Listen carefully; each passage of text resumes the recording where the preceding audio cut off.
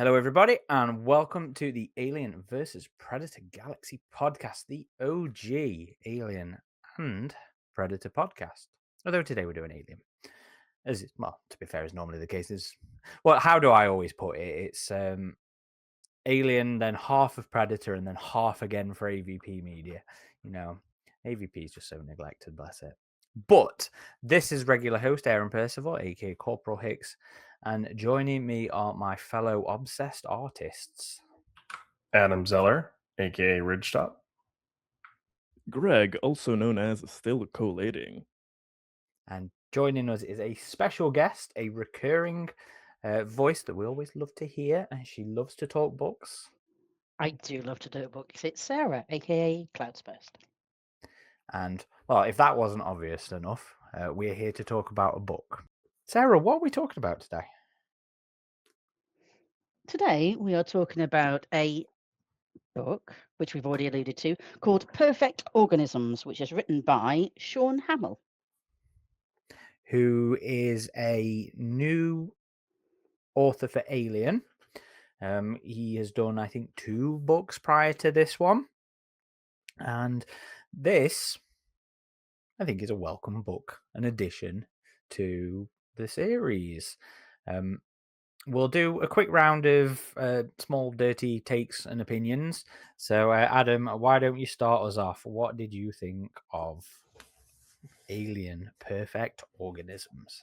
So I quite liked this one. I thought it was really intriguing. I thought the characters were interesting. It had some things that touched upon older lore topics, a little bit into the cult side of things, not as much, but mainly into the dream/nightmare side of things that we maybe saw some of in the original Alien comics. Exploring that a bit. Some prequel elements tied in here. I thought they were actually pretty well handled. I thought it was pretty creepy at times. Some of the deaths here and some of the recounts of events that had happened. But yeah, the core of the story is this artist that this crew is trying to find, and I thought the artist himself was a pretty interesting character. Overall, I thought it was really well written. It had me hooked, and I wanted it to keep going. And that was actually one of my few issues with it was the ending, which I thought um, this artist character that I had become so kind of invested in at this point died in a very kind of, I would say, for the Alien series, a little bit of a cliche kind of way. It almost reminded me of the movie Ex Machina, where it's like it has you hooked and it really has you until the end, and then it's just like, oh, really? That was it? All that build up just to that? Like, she's just the evil AI, like we all suspected? Like, okay, whatever. And so the ending let me down a little bit. I thought it ended a bit abruptly, and I wanted it to keep going. I wanted to see more of what the aftermath to this would have been. But overall, I thought it was really solid. One of the more solid Titan Alien books, and I quite enjoyed it. Number score? I'd say probably an 8, Okay. 8.5 maybe. Okay. Greg, how about yourself? I'd go for a similar score there, about an 8 out of 10. I really enjoyed this one, I have to admit. It wasn't what I was expecting at all, and some of these recent Titan novels have been unique in their approach, in the sense of the voices of these authors have really kind of come in uniquely to define these novels and differentiate them one from another. I really liked the balance it had in the sense of old and new elements. When you And say recent yes, novels, specific, recent-ish. are you talking more about Perfect Organisms and Cult, or are you including I'm this? including things. I'm including things like, well, I still consider Bishop relatively newer, though it's probably not as new anymore. But yeah, things like Bishop, Perfect Organisms, and Cult as well, that have kind of stood out with their voices. I have to admit that I quite enjoyed. But specifically regarding with the Perfect Organisms, it had well, it does share this with the other two novels that I mentioned here, that surprisingly, they have more, uh, a greater success in world building, the Alien universe, and especially if anybody is a fan of the new Alien RPG, this book has great elements for it. But I do agree with what Adam said there as well. It does get weaker. At the end, there are a few nitpicks here and there that are significant that I will talk about, but none I of don't them think we are could call them nitpicks if they're significant, Greg. uh, true. True. They You're allowed they to are have major issues. yes, I am. They are major. Are They they are major irritations? Small things, but irritation. major irritations. Yes, yes, I think that's better said. They are smaller things, nitpicks that personally really irritate me, but I understand wouldn't maybe other people. But the reason that they don't detract too much is that with the sprinkle of little bad elements for me personally, there's always something good that comes along with it. I was relatively quite a fan of the writing style. I was really glad with how the characters were portrayed. I got really attached to them. So, and even though this novel is alien light in the sense of appearance of the creature, but unlike a lot of other novels, the creature has more of a driving force. The alien X6121 presence is more of a driving force of the whole narrative than a lot of other previous books that have more or less of the creature in it. Where even though it's maybe more on the page, so to say, it's more like uh, Like Vasquez. afterthought. Yeah, like Vasquez, or it's just generally, like an afterthought in that sense. But here you feel the presence without seeing it a lot, which is Hmm. something that I really like to see, which is very close to the films. There's not a lot of screen time. You don't need it, but it drives the plot. You feel a reverence and respect for the creature. That's something I really kind of liked and related with the author. Then again, Absolutely. from having an artist be a pivotal character here from my artistic backgrounds, it also portrayed it very, very genuinely, and as well as the struggling people of the chariot, the crew, how they were having their lives dismantled and how they were having to figure things out along the way, is something that was so genuine, and it felt kind of so it felt true, it felt intimate in that sense, a lot more than uh, generally these novels have felt to me. I think I wrote to y'all in a comment that I haven't felt this kind of attached to a crew, especially at the beginning, since I think I read like Tim Lebanom's Out of the Shadows. That's just how much I like the crew at the beginning. It kind of has an exponential down curve in the sense of quality. The beginning part really is the best and the first like dossier of current block, but then on the forest, etc., it gets weaker and weaker, but for me it never gets to bad territory. So overall it ended not the strongest, but nothing was too insulting, I should say, to me, that it warrants a bad score or to not be recommended. So this is something that I would absolutely recommend with these kind of caveats for people to know upfront. So When I was when you generally happy.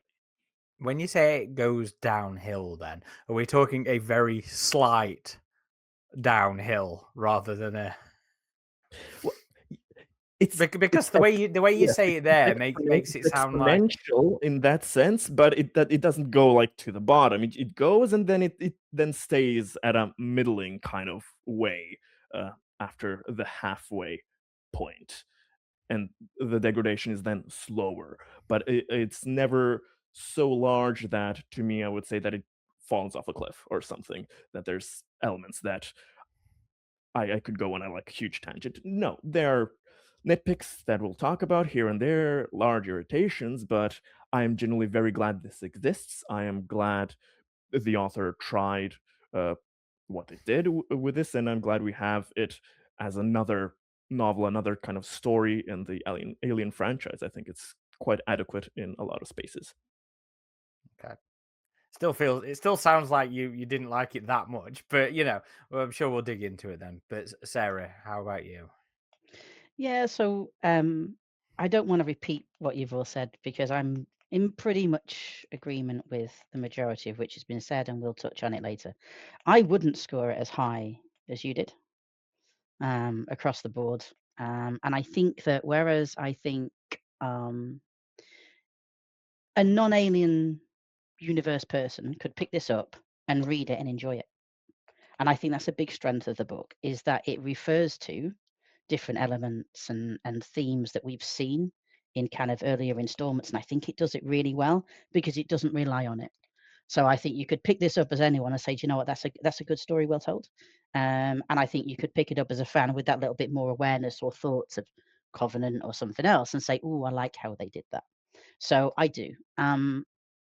My main reason that I wouldn't rate it as highly, and I should say at first, anybody who writes a book, I think, is incredibly brave and incredibly talented. So I don't want to come in as being like, oh, or anything else, because it's a huge task. It is a huge task, and to take it on, I've got all the respect for those people. I think the main reason I wouldn't rate it quite as highly as you are is because the transitions, the things that the transitions rely on and refer to, are terrible. And I think the way in which they intersect the stories is the weakest part. And that's what frustrated me about the book. And it did take it down a good couple of notches. And we're going to talk about it later. I don't want to blow everything out the water now, but I think it really hurt it. And I think it's a real shame because without that, I'd have been scoring this a lot higher. Help me understand what you mean by transitions. Do you mean between the dossier and the? No, that was fine. It was more the transitions between the different sections of the story. So the transition that started to link together the experience that Block had had to meld it with what Goodwin had been through was really clunky, and I really didn't like it. The transition towards the end from what he wanted to achieve was awful and clunky and didn't make any sense, and I didn't like it, and it really let the book down because without that, I'd have scored it. It would have been near on. It'd been like a 9 without those for me. I still don't know. I But still I'm a don't. woman of secrecy. I don't want to say everything now. Well, no, I'm just not quite sure I understand what you mean. The clearing that kind of started to merge the two stories together. That whole event in the clearing, I was very sad. You're gonna. We'll talk about it We'll later. get there. I'm not following you at the minute. I'm Maybe you sorry. won't agree, but we'll get there. We'll get there. Okay. So yeah. I So from I, a I just scoring, sorry. I just sorry. I just didn't quite understand fully what you meant. That was all. Yeah, maybe I just explained it badly, and I will expand as we get to those parts of it rather than hog the whole bit now. So, Okay. but if I was scoring it, I think because of that, I think I'd take it to a. It would either be a 7 or a 6.5 because of that. Okay. I'm surprised there. I know, I hate myself for saying it a little bit. So, I actually really enjoyed this. Like, so I don't think it's much of a secret that my enthusiasm for the expanded universe hasn't quite been as high over the last 5-6 years as it has been previously. Ever since the Colony War, the RPG trilogy came out, my enthusiasm for Titans stuff has kind of took a little bit of a dive. That's not to say there haven't been good stuff in between. I very much enjoy Bishop. I very much enjoy Inferno's Fall. I like Seventh Circle as well. But yeah, I've not been the most enthusiastic of folk for the novels and the comics, to be fair. Not the way I used to be.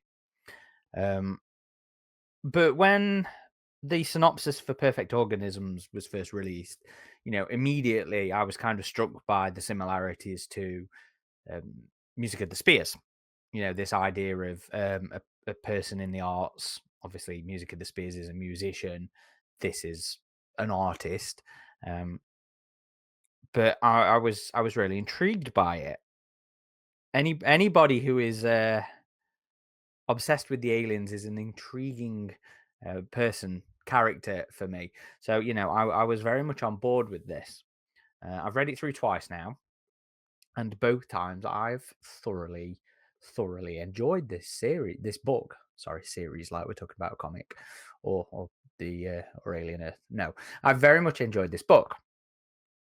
Again, that's not to say there aren't some issues with it. I do agree that the ending. I didn't dislike the ending because I'll always conflict with people here where I'm like, Aliens is an unfair universe. It's an anticlimactic universe at times. It's not a picture perfect ending for everybody involved. So sudden and unexpected deaths or unsatisfying deaths, perhaps, don't necessarily bother me here. But the last chapter was just a blur of activity. One of the critiques I've seen people online give towards it is the editing of the novel. And I don't want to say it was a huge issue, but it was noticeable. Things like missing speech marks, incorrect words, Like and jury rigged instead of jerry rigged, was that one? is that not a cultural thing? But yeah, I mean that Oh, kind of thing. is But it jury rigged over there in the UK? I mean, I would say jerry rigged, but I'm Well, very GE, Americanized. right? Not GU. G. I Oh, sorry, J. Sorry, J. Yeah. JE rather than JU. No, I'd say JU. Really? But Okay, but so you pronounce so you but do say pronounce it. jury rigged No, in I the would UK. pronounce it Jerry, but spell it jury. Okay, in the US it's Jerry with an E. Okay. But like, this is a really odd thing that stuck out to me, but was something that would probably or should probably have been caught in editing. Was the sheer amount of said. Oh, he You said, she said. Yeah, Okay. It rather was rather noticeable. than rather than interjecting things like inquired, asked, that kind of thing. It was just a lot of said, and it's a small thing, but it was. I noticed it, and I'm not normally that pedantic, but yeah. So otherwise, I thoroughly fucking enjoyed this. Straight off the bat, the book opens feeling alien. And especially for me at the minute, what I'm identifying most with Alien now, and it's a big reason of why I love Romulus so much, is it opens on the downtrodden. It opens on that struggle of existence in the Alien universe, and it sets that stage and makes it feel um, alien straight off the bat before diving into all the other bits. This is such a good conglomeration of various aspects of lore from all over the fucking place. You can tell this guy enjoyed the RPG, not just for RPG elements, but for the fact that it was just a lot of things coming into it. I mean, that's not necessary. That's not RPG, Adam. Adam was just holding up a picture of Space Beast. I just mean another element that Mm. what you're talking about.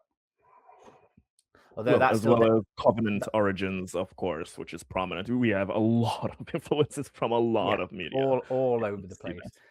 And I thought it was done without feeling like a Wikipedia page. And I think that's really important that they all sort of melded and meshed within the narrative and the story, and it all serviced this story and this character journey that current Block was going through and Cynthia Goodwin was going through. I'm with Adam. I would give this an 8 out of 10. So Yeah, and I think it, like you were saying, Aaron, it does feature a lot of like core expected alien universe elements, but it does branch out and explore the things like, yes, we're starting seeing the life of the hardened colony worker, the downtrodden, but we get to explore the middle class as well as the upper class. And the story is intriguing, mysterious, bougie, and sexy sometimes, and a lot of time in bars. You know how I like my alien universe bars. There's a lot of that here. Yeah, the xenomorphs themselves, their appearances are light, but the appearances they do have are significant, and their presence is definitely felt throughout the entire book. Um, Interesting callback to the Alien Covenant prequel novel Origins, a few of those, which from what I heard, the main criticism of that book was yes, it focused on dreams, premonitions of aliens, but the xenomorphs don't ever make a proper appearance in that book. This book seemed to have both, where yes, they were heavy presence in dreams, but they also do make appearances, and especially towards the end of the story, become a pretty significant focus. Well, we could talk all about that in a bit more detail later on because there's a lot to dig into there. Another really interesting aspect about this book is the relationship between the artists and this very wealthy lover of his, Roman Fate, where, yes, he does kind of entrap him because one of his art shows was very much focused on these creatures that Wayland Yutani, and this was another interesting aspect of the book, like Wayland Yutani is trying to keep incidents of these colony outbreaks quiet. And so, but this patron genuinely, he goes to this young artist show, spends money. They have a very romantic weekend together, and then he kind of admits, like, Wayland Yutani sent him to see what this is because he noticed a reference that they had been trying to sweep under the rug. And they do, in fact, become lovers, and you can tell part of that is definitely genuine, even though he does feel entrapped, as you were saying.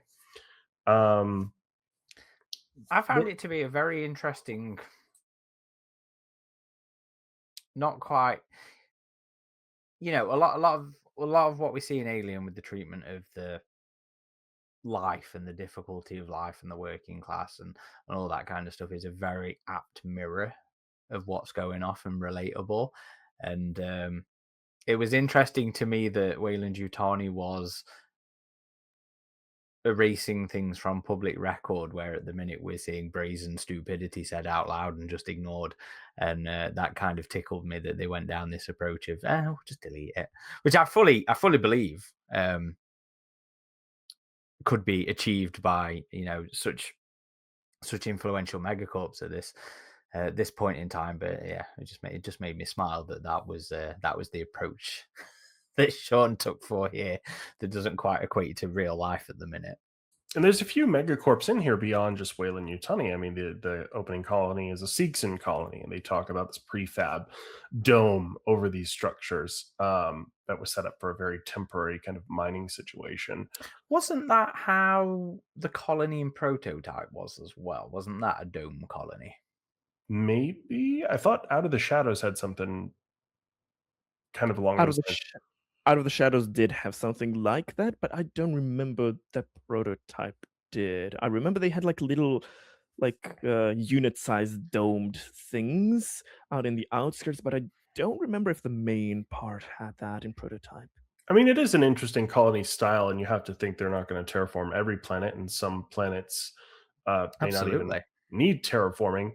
Um, the video game Callisto Protocol, I thought, had a really cool depiction of just this big glass dome. It's something we even see briefly in Prometheus with the recording of Peter Wayland and their early Mars, colonization of Mars. Yeah. Can I start us off with the intro? by all means. Nailed it. I was so impressed. I think it was only 6 or 8 pages. As in the Um, um, the prologue. yep.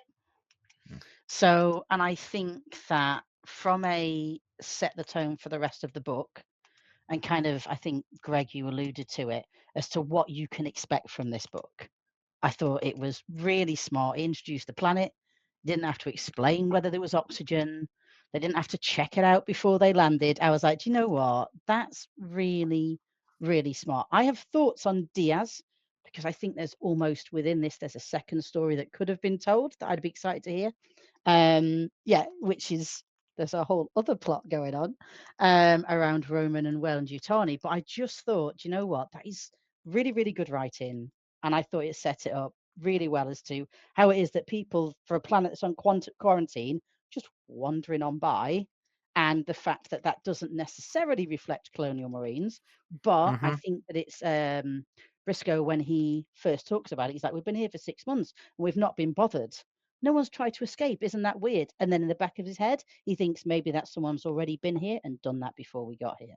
Really cynical for a young lad. I thought it was really good. I thought it was a really brilliant, a really strong start to a book. Really smart. It sets the tone, and it sets the maybe not all the themes of the book up, but it sets some important themes of the book up, and that is around corruption, that is around malleability of character, not characters, but personal character, to do things. Because it's like, Adam pointed out the relationship between Roman and Corinth. I think it's unfair to call it complicated, because the guy's a fucking hostage, I and was I was so uncomfortable reading it. I mm, don't think that's a bad thing.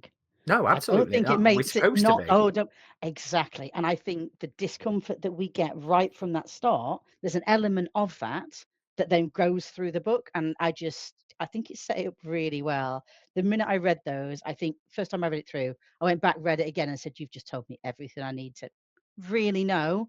I can Mm. sit down and read this, and this is going to be the theme, and I'm ready." It's almost kind of So, like Stockholm syndrome with them. Oh, absolutely. oh, it's horrible, but yeah, Well, maybe not. Maybe it's not Stockholm syndrome though, because no. he's very much saying, "Look, I know you fucked me over. You know, maybe I got used to you. I didn't necessarily love you, but I got used to the situation." But at the end, he still calls him my love, and he still kind of hopes to see him again. So it is a little complicated because, Well, he does, but then he also, as he closes off his dossier, he literally turns around and says, "I'm going to take what I can't. I'll find the quote, but it's yeah, he's literally like, like, He's I'm going to I'm gonna take fuck you you and all your over. smug mates down," Yeah. and then he's like, "See you soon, my love." And I'm just like, it felt more sarcastic than with genuine. Yeah. it like being like the endearments and everything. That felt Hmm. more sarcastic. Maybe sarcastic is the wrong word, but like to rub it in is the fact that this is what you might have thought, but I was Mm. your hostage. The company would have destroyed my parents. He literally says it to him. Makes me uncomfortable reading it. I don't think That that's a was negative, and I that. think it No. did it well. Yeah. I'm, I Feels think it I'm was his very aunt, certainly, though, weren't it? His aunt and yeah, uncle. I'm certainly not trying to justify anything there. I just think that you could tell it wasn't so black and white for Fade, Mhm. and well, Well, not for only for anybody, Fade, but for the anybody. artist as well. Um, and it was at the end, it was a little frustrating because this artist, yeah, I get we see like hints of his madness, and when he wants to try and save his paintings at the end, it does harken back to him losing his drawings, escaping the colony as a child. Mhm. So you can see why he was so desperate not to leave those behind. But the whole, arms outstretched in front of the Xeno, like, oh, he was surprised it killed him. I'm like, you've been watching these things for months at this point. I mean, come on, dude. So that part was pretty frustrating. And of Other course, his than whole justification, which is he's confronted by with the gurneys, and he's like, "Oh, it could have picked any one of us," and it's like, Come on, dude, like. If you're so certain you can take these out, you should have just done it yourself. If you really wanted to explore this darkness, and he is confronted with that. I think they didn't really bring up the relationship, the fact that it was the daughter of the woman that saved him as a child. Like they never really acknowledge that, it seems. no. So it seems the ending, a lot of things just wrapped up very quickly, and we kind of end like, oh, going into hypersleep, don't know what's going to happen. And I get frustrated when alien books do that, when they don't try and explore the aftermath a bit or have some sort of resolution. Like, I don't need every story to have a happy ending, but sometimes it would be nice if it wasn't just almost everyone dies and we don't know what's going to happen to the survivors, because we've seen that a lot. Yeah, that is fair. That is fair. But just to touch more on Block going kind of mad, I actually really enjoyed the so the a large chunk of this book, a surprisingly large chunk of this book, is told through the first person narrative dossiers. Sorry, the current Block writes, and I think it was a very brave approach that Shaun Hamill took while working on this, because there's only one other Alien book that's in first person, and that's DNA War, I believe. I can't think of any other. Maybe one of the shorts. I don't know.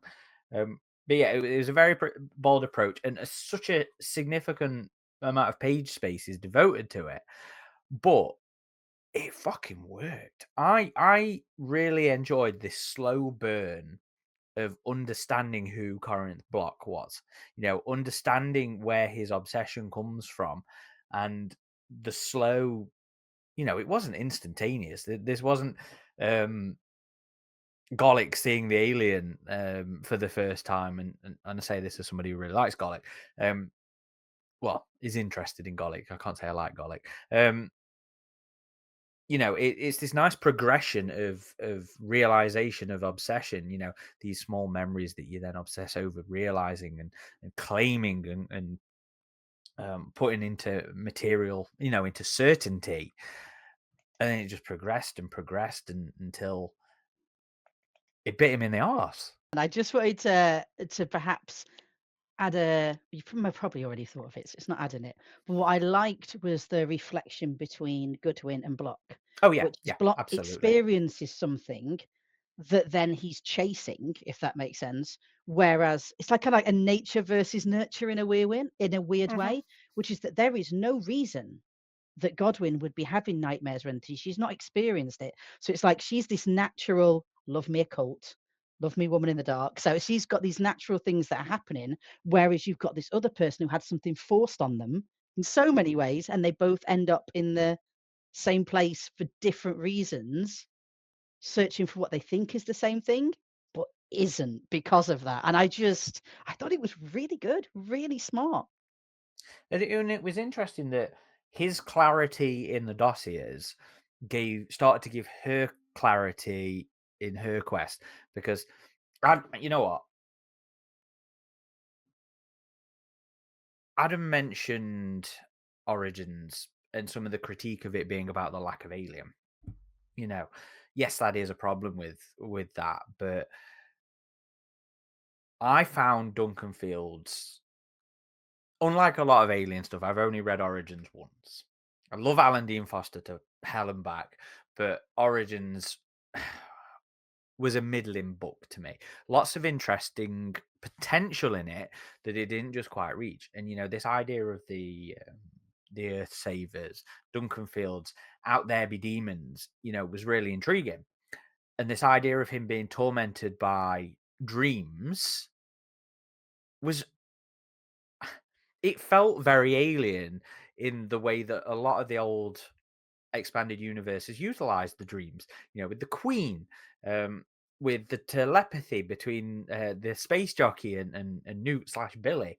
There was a lot of potential in there to actually dig into Duncan Fields as a concept within the confines of Origin without having to bring the aliens necessarily into it. And I was very disappointed that it was just he had dreams, and the way that they bring Cynthia into it, with her being tormented by dreams, her understanding of what went off with Corinth, sort of bringing them into more focus, there being more details to it, to then this major hint at the end of the book about, like the Queen Mother being out there just broadcasting to everybody, and then sort of reintroducing the Queen's in influencing people by dreams and telepathy and stuff like that. Greg, I think that was it in the Colonial Marines Operation manual. That was a big part of that part of the RPG, wasn't it? You're meaning in the leading edge, the old No, the new one. RPG. Isn't Oh, that Is the the operations manual. Yes, yes, yes, yes, neurovisors? yes. Is Yes, this yes. So with the the operation. neurovisors, yeah? That's the No, Colonial no. Marines operations manual. No? No, the The RPG, the RPG. RPG. I know what you mean. Yes, it was a big part there. It was even a larger part in building better worlds. The other Yeah. book of the RPG. But yes, the hint of the Empress there. I love how subtle it was, but it it kind of tied everything up in a real powerful way, just hinting that, yeah, the reason some people are having the dreams or maybe because there's an even more Yeah, ancient, powerful transmitter out there, and this is that's something yeah. this is something that was kind of hinted at in the early Marvel Alien comics as well. It is kind of left open to interpretation because they deduce, well, this queen hasn't been at this colony for very long, so obviously it wasn't this queen reaching out telepathically across the stars. There's other things that certain people can tune into, whether that's an empress or empresses, whether that's something to do with the engineers or the woman in the dark, is left up to your imagination, which is intriguing. And again, with the early colony, there are heavy prequel elements. They find a cave that is terraformed with the stone head in it, with the vases, and there is a black goo outbreak that has a lot of Fifield type monsters running around this colony. It's essentially a zombie outbreak that this kid survives on this colony. Later, the colony he finds is a xenomorph outbreak, completely distinct from that. And so that was kind of an interesting uh, juxtaposition, I guess. Greg, weird tangent.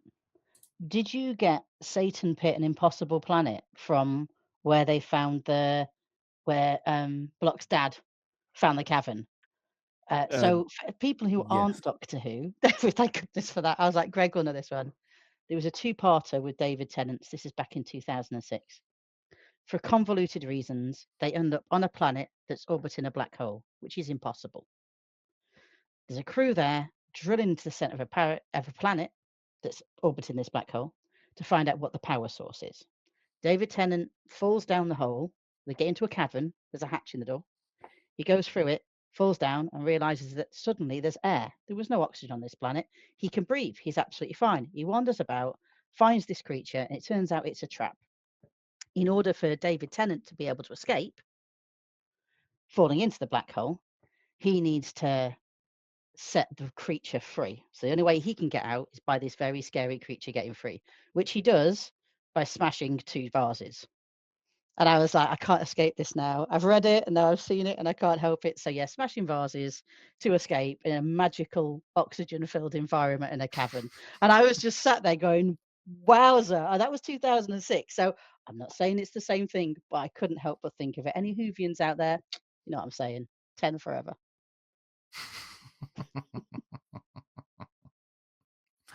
I But on I that, away from my tangent, I said earlier about I felt as if there was a second story that could be told.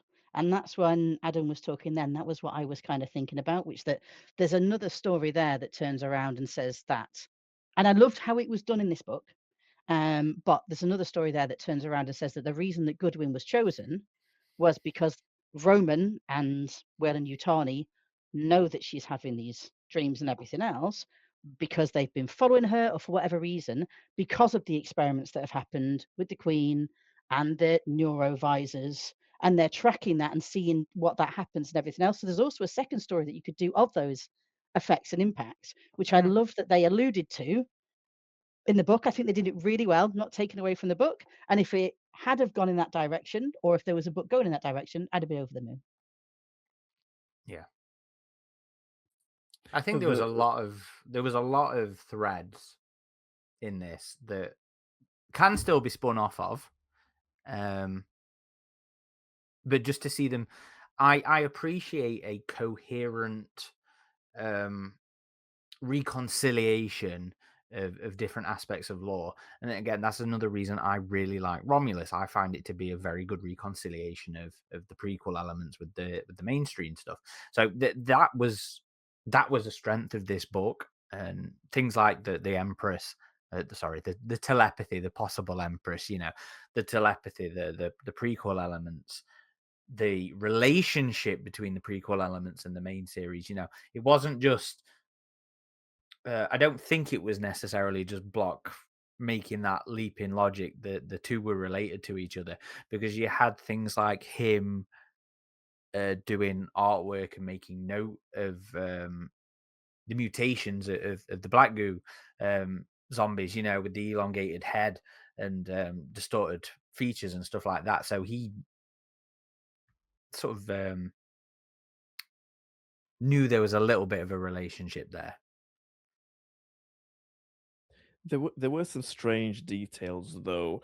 Uh, with that. Again, however, I agree with these elements that were praised. I love how this novel kind of makes a lot of subplots that make sense, that feel realistic. It helps the world feel real and alive. The people in there are actual people. You can understand their plans, their mistakes, the faults, the ambitions. It just all feels immersive, especially for an alien universe.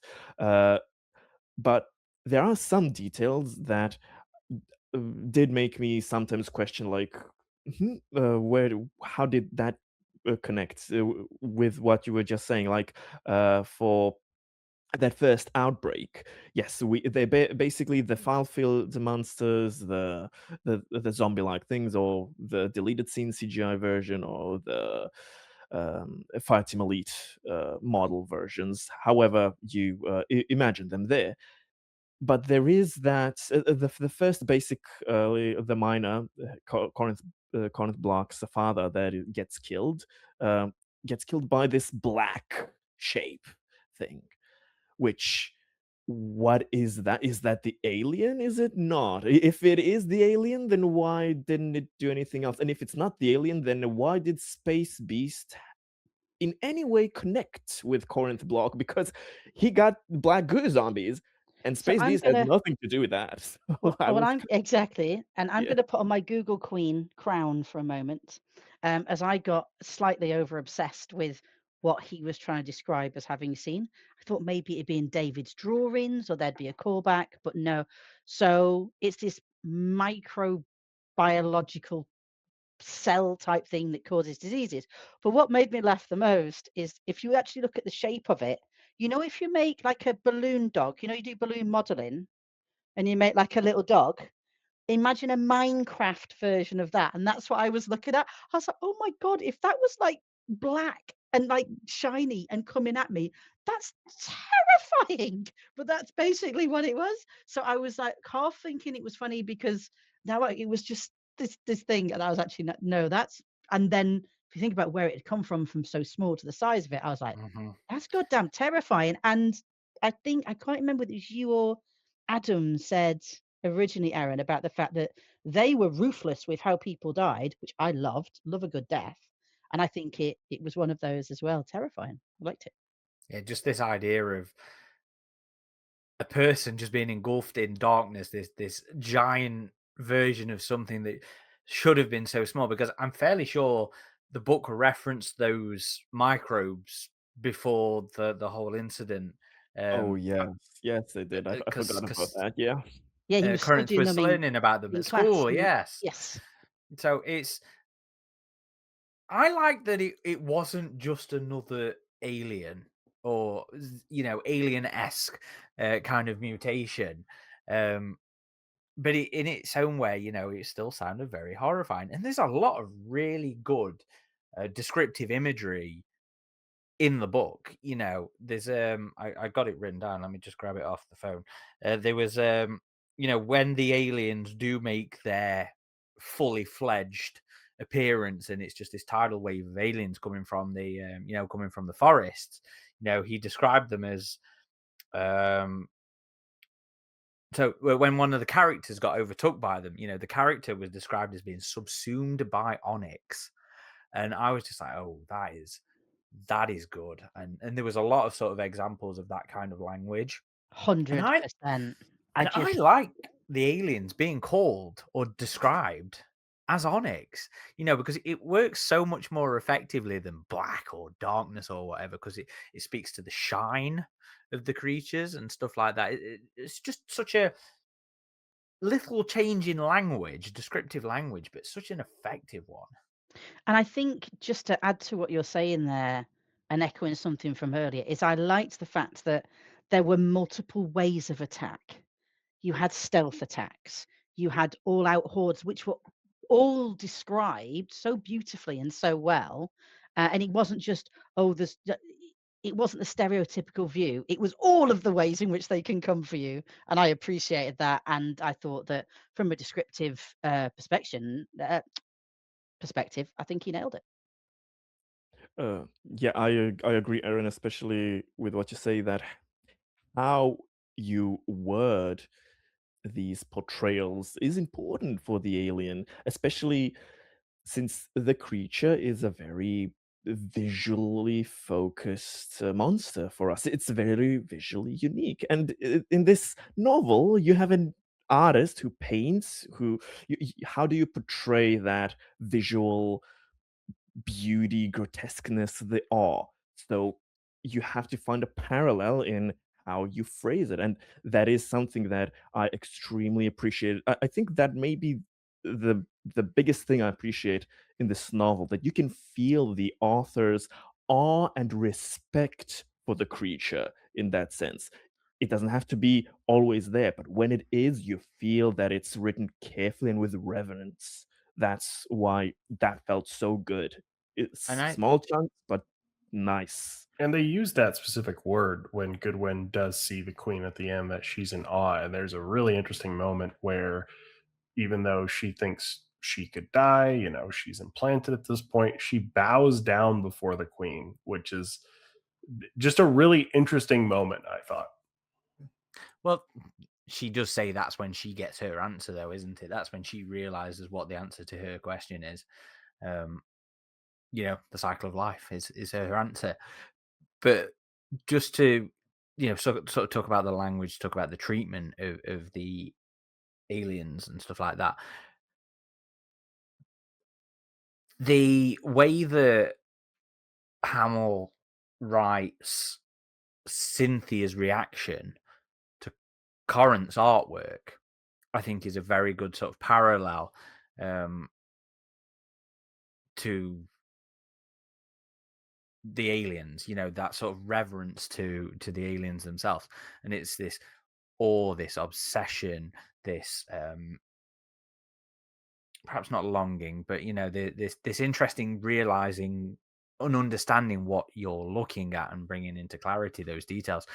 I thought that was early on when she's just sort of there obsessing over this depiction of various black goo-esque creatures that sort of relate to the imagery that she sees in her own dreams, and the way she just gets sort of lost in it. I was like, that's the experience of a fan that sat there and just got lost in Giga's artwork, or in looking at frames from the film and stuff like that. And I was like, yeah, this guy understands what it's like to just sit and obsess over that imagery, and he And portrayed it well in words. he did, and I liked the fact that he had, kind of some of the imagery that he chose would be really well known. So the first time that, Cynthia is talking about it, when it's a bit more vague, the only thing I could get in my head is that relief, from I think it was the IMAX poster for Covenant, and it was just like the big thing with, it looked like all the human bodies and like the turmoil. And then it kind of grew and grew and grew in both detail and depth and then feeling and motion. And it was still referencing different parts or like different books or different artwork or scenes from films that became more detailed, again explained and described incredibly well. And I liked it just didn't just rely on a hive. It didn't just rely like on those. They would be easy to turn around and do. I love that Hamill chose different sources of art or imagery to use. I thought that was brilliant. And I actually really love the irony of him making his fortune off of not that artwork, but the hardships of colony life and stuff like that. In my head, I was actually imagining Cole Price's concept artwork for Alien Romulus, where he was depicting colony life on Jackson Star and stuff like that. But the irony of that being the way that this guy was making his fortune was fantastic and relatable, in the fact that you can, perhaps not relatable to us, but understandable in that we can see this happening to via millionaires out there, building their money off the back of the lower class kind of thing. And I was like, I like that irony, I love that irony, and again, it feels fucking alien, And because I that was also liked the fact that they'd got Block as a character to a point where he knew it as well. Do you know what I mean? I liked that as the fact Absolutely, that yeah. he knew and he He was wasn't still stupid. striving. Yes. Yeah, I mean, and he was like almost a necessary evil, but he knew he was 2 steps away from the poorhouse. Yeah, yeah. And The the starving irony artist. of what he was doing, he was aware of it. Yeah. Yeah, and he was doing it to get to a point where he could pull back the curtain. I liked that in it. I thought it was really smart.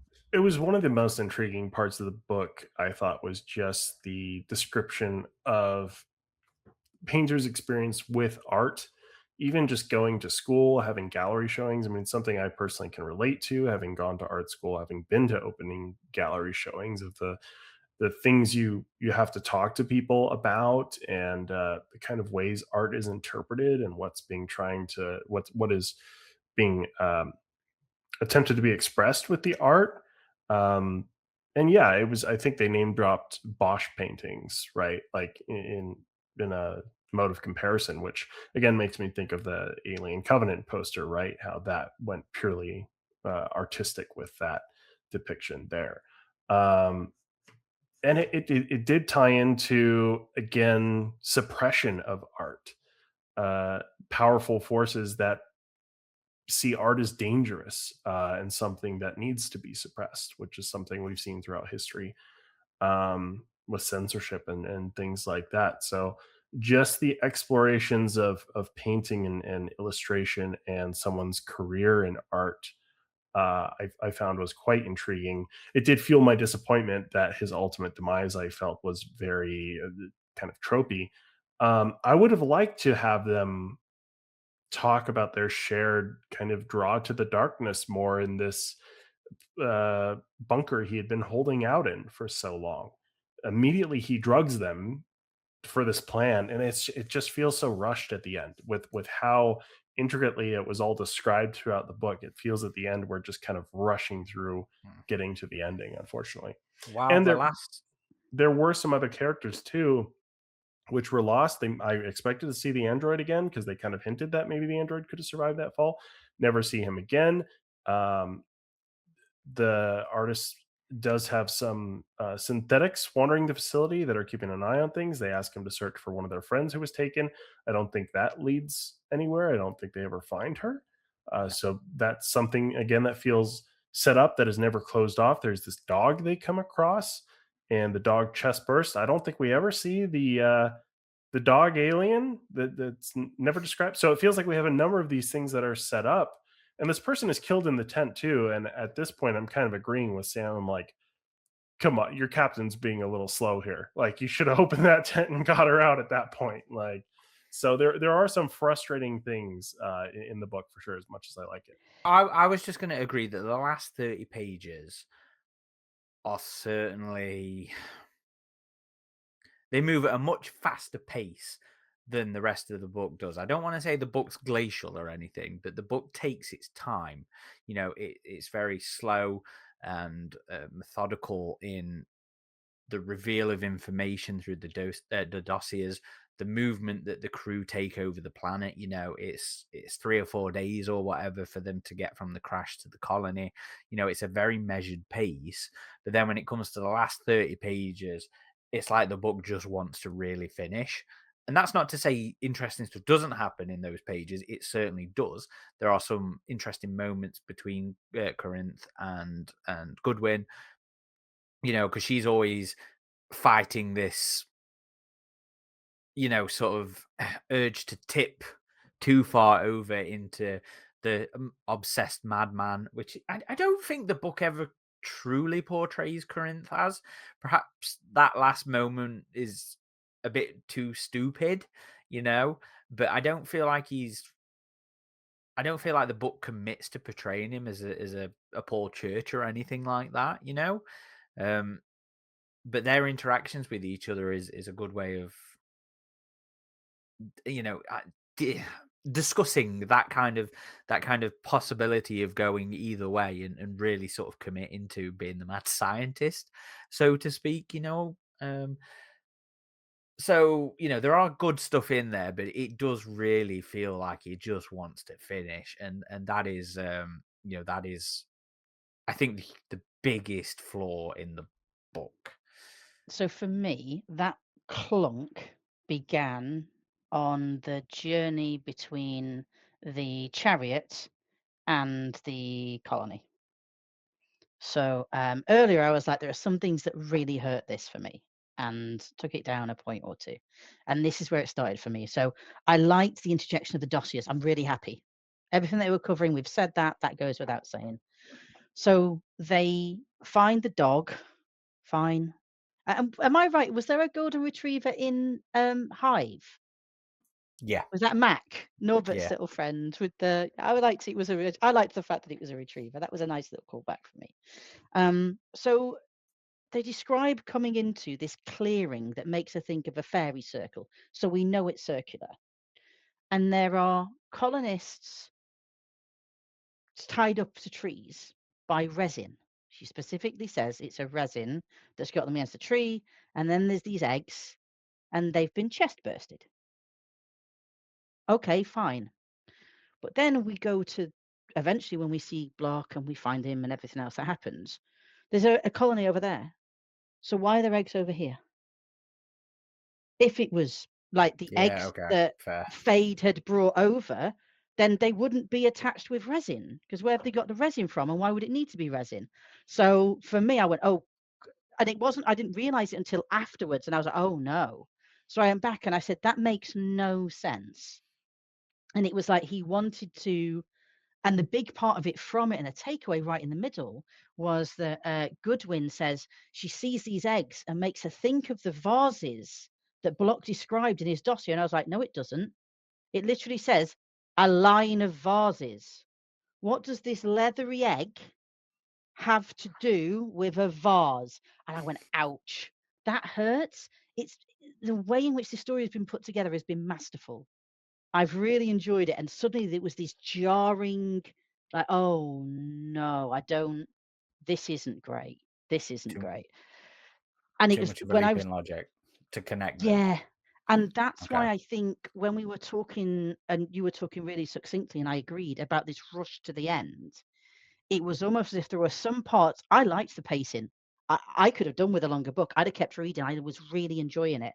And it was like suddenly, well, no, I've got to get Goodwin and them from here to hear and mesh these two things together of the dossier. And I was like, that's awful.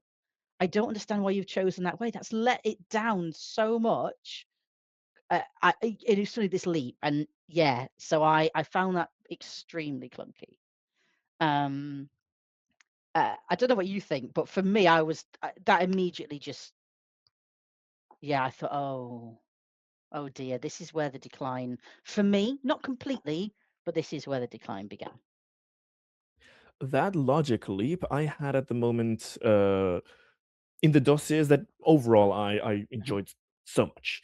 But I had it in the moment where Block meets Zachariah and the Space Beast thing, and I felt like it was too great of a logic leap to go from the Black Goo bombing experience to, oh yeah, Space Beast. This seems like a completely connected thing. like, uh, even though the creatures were different and more, we have the book, we know it. It's not described in any really similar sense. It's the only connection is that yeah, it was a whale in Yutani, it was a creature incident, and it was hush hushed. It went bad, and it was cleaned up. Like okay, but for him to kind of leap, oh, this is it. This is what I found. Now my search of acting like a working class person is done. Now I found it. Now I know everything. And like, it's it's a thing with the RPG as well. So I love the RPG. I really do love this book as well. But the RPG makes it like Space Beast is something spectacular, something that inspired so many people that's being tried to be blocked out here and there and banned. And I'm like, it's a little shitty fan fiction book for somebody that doesn't, in the sense, like somebody in universe will, why would anybody think this is real? This is It's important. that was something I was really disappointed with the Wayland Yutani report for its depiction of Space Beast. You know, I can't really I'm going to go have a look in a second because I can't really remember just how it's first described in the novelization of Resurrection, because this is where Space Beast came from. You know, it was referenced in the novel of the book of the film, sorry, and I was super excited when Wayland Yutani report sort of said the collector's edition was going to come with a copy of it, and it was this 4 fucking page little booklet thing, I was going to which say is Adam was very, very impressively Debbie McGeeing Yeah. his copy of Space Beast just So now. they mention it in the book and they kind of acknowledge that too. They say it's a flimsy thing held together by staples, which it Mhm. literally is. And it's about 8 pages long. And they do quote it in this book and they admit just how short it is. Yeah, it's 8 pages. That's it. And Um, that's always been so disappointing to me because it's a book is how it's described as in, you know, previous literature, and now it's just this fucking leaflet. And while I appreciate the, you know, the direct quotes from the book, um, You love I'm Space doing it now. Beast. You I still love the love Space Beast. You I really love the Space concept Beast. of Space Beast, and I thought it was cute in this that they was quoting directly from the booklet that SD Perry wrote, but a little bit of me was kind of disappointed that it didn't reference You the were hoping there events was of a Bishop. Space Beast extended edition. That's what you were hoping. It was in this book that they then have to bring out. you would think with all the time he had in prison, he would go for a bit longer than eight Yeah, pages. well, I think realistically, the events of Bishop, the book, he would also include in Space Beast. So I was kind of a little disappointed that didn't get referenced here. I mean, I get why, because the copy that's in that stupid collector's edition we have, that you have right there, Adam, you know, it is that little thing. But yeah, I was a little bit hoping he'd fix that a little bit. I, on the contrary, I never had like a huge issue with Space Beast being this little flimsy thing because we have no idea if Robert Morse how versed he would have been as a writer or something. Maybe it's just something that went through a traumatic experience. He felt compelled to write it, and it can be as short as simple as he wanted. It would be a realistic thing. Many people have written little things like that. And to me, I was also kind of always headcanoning, okay, if it's just this little thing, then it would make sense why Will and Yutani would let him go, let him live, let this be published. Because who, who in their right mind would believe that this is real? There's plenty of fiction out there, like longer, shorter, better written, worse written. There's plenty of out there. Why would somebody take this and say this is something special? So yeah, that kind of made sense. Okay, it's a little thing that can be cheekily referenced.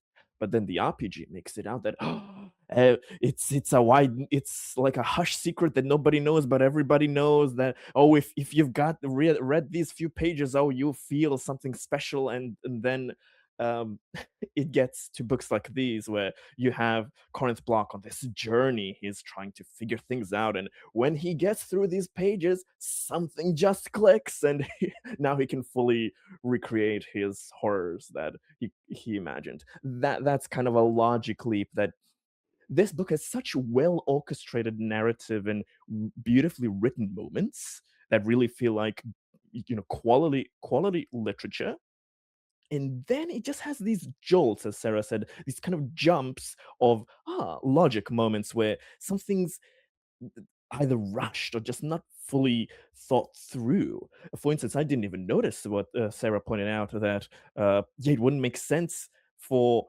the in that clearing that those people would be hived up in resin, etc. If those were the original 5 eggs that were used as an infiltration type unit, then it wouldn't be hived up. So if the aliens would do that, why are they doing it here? Since the hive is on the facility, etc., etc. So there are these little kind of moments that it's too bad since the book has like diamond level quality, especially near the first half, and then there are these things that just kind of unexpectedly jolt and crack and appear. That's kind of a little strange. Can I go with my next jolt? Go for it. Okay, I'm jolting today. So the next one that I just yeah, I quite liked that they didn't do what was expected, which is that when they lost their android during the crash, didn't appear again. You're expecting it to come back. You know, we've had on Civil War, we've had any numbers where it's just not quite done, including my beloved Bishop in Alien 3 and others. But I was quite glad they subverted, or Hamill decided to subvert that expectation. I was quite happy because it's just, how do you do it differently? It's been done so many ways. So I was okay with that. And then we come into where Block is, and there are Wayland, Utah, and there are androids there. And I was a bit confused at first. 'Cause I'm like, how are they all on these gurneys, all strapped up? Like, maybe he's done Goodwin and Sam, that a fella and whatever, but how has he got himself in there? And the explanation is, well, because these are Wayland Yutani androids, they've got some backdoor programming, which means that they're quite happy to do it. I was like, oh no. Oh no, no, no, no, no, no, no, no, no, no, no, no, no. So you did it yourself. Say you managed to jimmy the straps, I would have been happier with that he's some kind of contortionist than I would for backdoor programming of a Wayu android that isn't so backdoor programmable because they didn't if they're Wayu androids, why haven't they told Wayu that he's here? Or the colonial ship? Or done something? It doesn't make sense. So that was my next jolt. I think Wayu probably knew about it, given they implemented the test. So they probably Sorry, I meant that contracted. that Block was there. Specifically Right. that they would Right. have Well, said, that was "Block's here." probably a different bribe because I mean, not only was this Marine ship maybe taking bribes from Wayu to guard the planet or someone up the Marine chain, they were taking individual bribes from both the artist and his partner. So I think, and we hear about that in some of the lore of even like the game Aliens Fireteam Elite about the Colonial Marine Corps getting a bit more corrupt in the latter part of that century before they become the United Americas Colonial Marines, which I thought was an intriguing kind of factor, which seems to play into things a little bit here. But yeah, as far as Android programming and humans can't be harmed, sort of thing, I mean, we've seen that broken so much with so many combat androids in the games and the comics and stuff like that. So it didn't really phase me in terms of it being something that would maybe click in on this colony. And the fact that this was a legit test by Wayland Yutani is interesting. And it always, that idea makes me think back to that Read Play Watch advert campaign you remember, Aaron, that showed a colony intentionally being kind of And egg bombed by Wayland Yutani. there was Resistance as well, the comic series. It's been a long That time since I've read that one. Oh, it was shit.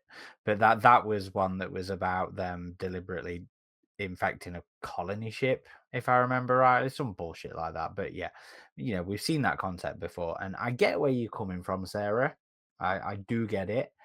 But like I Adam, also I also get where Adam is coming from. I thought yeah, those were really good points. So I was just nodding like a little bobblehead. But if you listen to the podcast, you wouldn't have seen this. So insert visual nodding. I think you've both got points, and I fully understand it, and I think it's more. I think more the idea of perhaps him. It kind of sounds like he's hacking the robots, which I think is, yeah, Sarah's nodding in agreement there, which I think is the bit that sounds more weird necessarily than the idea that they are capable of doing, breaking Asimov's laws, which we have seen numerous times, as Adam says, throughout the franchise. I think it's just the idea that perhaps Corinth was the one that was sat there tapping away on his keyboard to get them to do it. It could have been worded better, and again, is part of that sort of last 30-page rush that the book does to get to the finish line. I don't think it needed to say that, or it could have been worded perhaps better to be like, "Oh, they don't give a shit. I just asked them, and they cracked on with it." I That would have made more. I mean, I'm just sat here nodding, and I remember this is also a podcast. I'm so sorry. Yeah, no, I would have been that would some kind of explanation like that, and I'd have been like, sure, okay. They knew they were going to do it. They set it up to become an infestation to see how long it took for a colony to be overtaken. So yeah, an explanation of that would have made sense. And if that is what he was going for, and I just haven't like read that in that way, then I missed it. But yeah, a little bit of helpful wording to nudge me that way, and that wouldn't have been yet another jolt for me.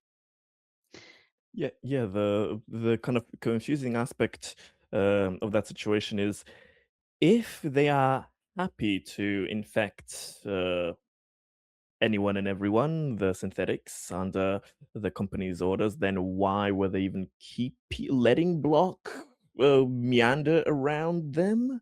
So either they are like don't care and were even not even protecting, but not caring for humans, or they were actively trying to hive everyone up to help the situation. So that's the kind of aspect that's seems a bit undecisive to me. That's why I was wondering whether there's almost a second story there, which is that maybe they know about Goodwin somehow with the dreams because Sam knows about it. So if they'd have had that neural visor that they were talking about, they might have known. And if they were like, "Oh, we've also got this guy Block that's dating," well, I'm not going to say dating. Dating is far too kind. Who is a hostage? We're going with, aren't we? To Roman Fate. And can I just say, actually, just a bit of a tangent, nailing the names. Everyone's name in this is absolutely amazing. I was like, "Do you know what? I could happily be called Corinth Block and be well happy." Did anybody pick up on the cameo names though? Mhm.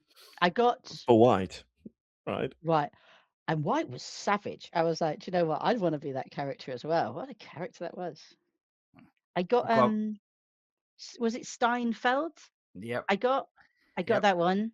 Who else? Come on. I Um, noticed one more. oh, let me think. Same sort of vein as Streitenfeld.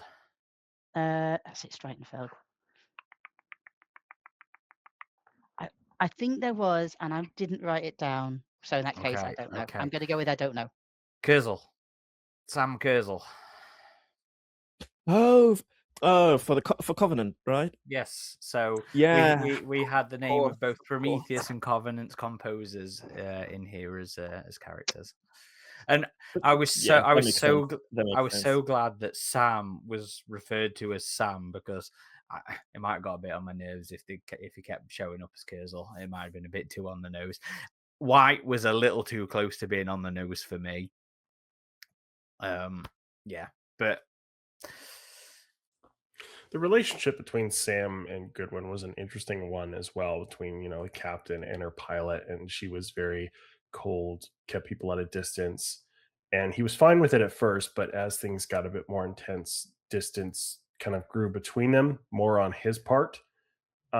And then at the end, she has to be the one to kind of open up to him and reach back out to him, and he reciprocates. So it was nice that they kind of got a little bit of a happy ending, at least in the midst of all of this, because it didn't seem like they would be for a bit, and he was honestly kind of justified in feeling that way. I think there's definitely tension when one partner is ready to say that they love the other and the other is not.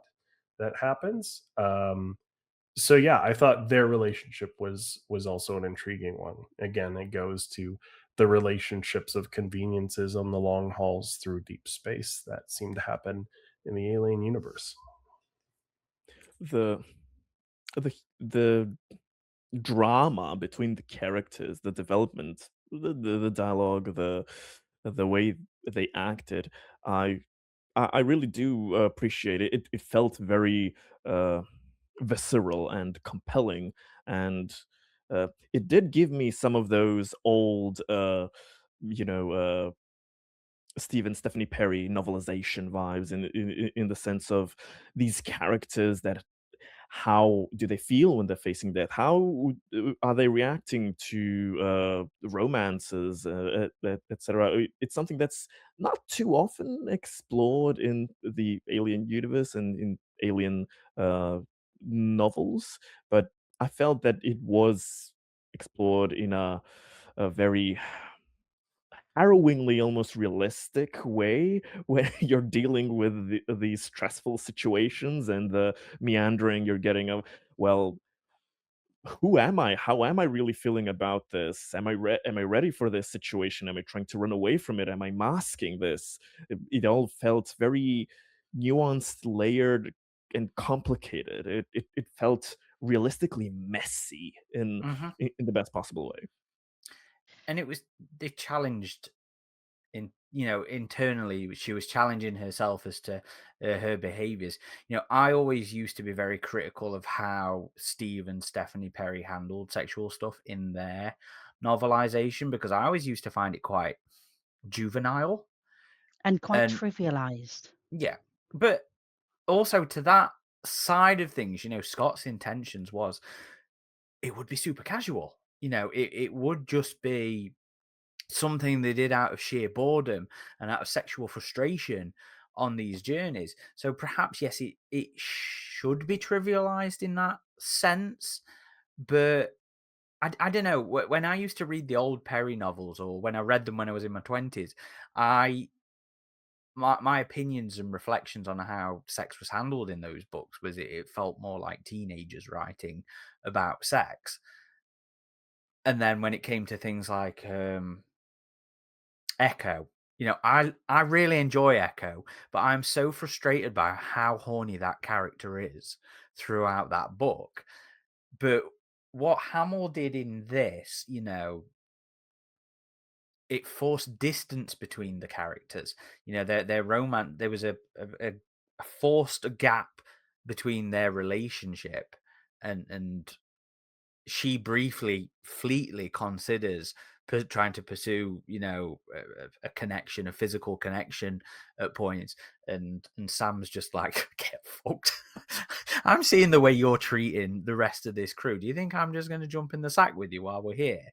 Um, so I really enjoyed that depiction of it and that complication of the relationships. I thought it was handled very well And I thought it and gave maturely. 100%. And I think it was an interesting reflection of the other main sexual relationship that we see within the book. So there's forced closeness versus forced gap, I think you said, that is how you described it between them. And I was like, okay, that's quite a good mirror of the two, being these are two people trying to find a way closer together. And these are two people which one wants out and can't. Like, do you know what I mean? So I was like, oh, do you know what? I think that's a nice like dual way of looking at things. So I thought it worked well. And I think at the end it was interesting too when they finally do confess their love for each other and more or less commit to each other. There's still a moment where Sam is like, "What the hell?" and He's Goodwin hesitant. and Goodwin's like, "Well, this is important to me," because she's drawn to this dark thing, and he like takes a moment and accepts that. And I think that can be a thing in relationships where there can be aspects of a partner we don't understand, or that we have to be okay with to decide if we're okay with them or not. And I thought that was another thing. It was a brief moment in their relationship ultimately, but I thought it was an interesting one. And just on that, this was one of the things where, again, maybe it was because there was a rush. So when the three are strapped up in their gurneys, I think Hamill makes it pretty clear that Goodwin screams louder than Sam, so that it's more likely the face hugger will go towards her so that she can protect the person who she in that moment is kind of realizing and moving into that direction of saying I truly love this person, because of course at the beginning of the book when I think they're in the hotel, I think Sam tells Goodwin that he loves her and she's like, that's nice. So I think there's that progression around it. The only thing that did come into my head that I thought, well, you know what would have been interesting would be that that might have been true. Like that might have been one of the reasons that she screamed louder. But given that the dream that she'd had, um, or what she'd experienced after being face hugged and then becoming conscious again, was that the Queen Mother was calling to her, and the dream that she'd had in the bunk before they woke up as it's getting stronger and stronger and stronger. So I did wonder whether maybe there might have been the opportunity to do both of those, which she would have screamed sure because this progression of a relationship, but also this calling to her with these questions and everything else is so strong now. That might have been the reason, that selfish part, like Adam was saying, that Mhm. do you accept it? Do you not? That selfish part as well that turns around and says, I'm going to do this because this is the next phase for me to get closer to this final answer, this final question. And that could have been an interesting sort of question continuing, but I feel like the book sort of goes entirely the opposite direction. When she sees the queen and she's like, "Oh, I've got my answer actually, and that's that life's worth living. Did And you finding the like the meaning of." answer? Did you like it? I really didn't. I didn't. I read it and it was I I I I just again it felt like that rush to wrap. I'm happy with it wrapped up. I'm happy with a one and done. I don't need to hear the stories of Sam and Goodwin. I don't. But I didn't. I got a bit for a book that had Same. been brutal in the way in which people in the relationships, and the uncomfortableness and everything else, to end up with the answer is to live or to give your life so that others may live. I was like, really? You could have just bought a book of poems, and apparently you've read every book that was written in the 21st century. So I don't know how you haven't got that answer already, and why you've had to trek over here and get chest bursted, piss off your fella, and kill all your crew. How is that how you've got here? So I did clench my jaw a little. Sarah really did not like the end of this book, did she? I'm a cynic. What can I say? Uh, I mean, I don't disagree with you, but Greg, go ahead. I I think that the point of the answer that was given, it could have worked, especially if the author allowed himself to kind of expand it more. We know that their writing is quite capable, and they can make you relate to the people and the ideas that are written there. So that's part of the rushing argument. Like instead of 30, if it was 100 pages expanded upon, uh, that last point, especially because yeah, it should be obvious. It sounds corny as fuck. Let's not lie, but with enough care and detail and setting things up, you could maybe make it okay. And yeah, there is that kind of it's not interesting enough, but it could have been. It had potential in that conflict where then Goodwin tells Block, "Yeah, you see the point as being this, but the point is actually really a lot more simple. Like, get out of your fucking head." That can be powerful if it was just kind of expanded more and laid out better. If things were slowed down and we respected the build-up that the rest of the novel previously had done well there. That is a bit rushed, and then so we see the alien queen, and what is the point? Oh, the point of life is to love and be loved and to live. Like you need to word that more more in line with the intelligence that has been represented in the previous part of the given text. I was So I reading think it, that all I could hear was "All You Need Is Love" by the Beatles, and I don't like that song neither. Was yeah, it not quite pragmatic enough in the way that it was being described? Maybe it felt a bit too airy for the alien universe. it felt trite in the sense of you have this contrast of this awe-inspiring moment of the hive and the queen and the darkness and how it's all represented, and then I get the idea of wanting to show it as a pragmatic answer, like, oh, maybe there isn't anything special here. Maybe it was just all in my head.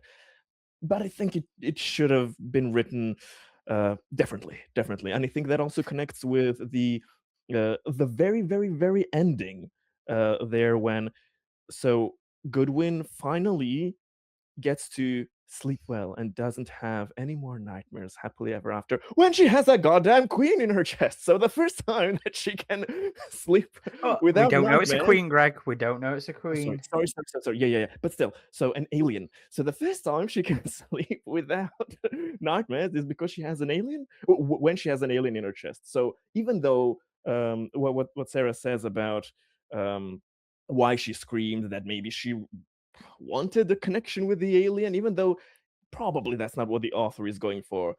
With the very ending, maybe maybe she's But more that's calm the with the thing. alien inside her, and that's why she Exactly, doesn't because have the she's nightmares. given I her don't know. life so that life can go on. I'm like, "What? I don't know. This is so nebulous." I'm frustrated. Sorry, I'll be quiet now. No, but you are more than entitled to be frustrated, as Sarah smashes the table with the on the camera. But Greg, to your point, like about the calmness as well, isn't that a thing in some of the lore that they theorize that the chest burster releases some sort of chemical or pheromone to try and keep the host calm? True, true, true, true. Actually, and I've listened to the interviews the author had.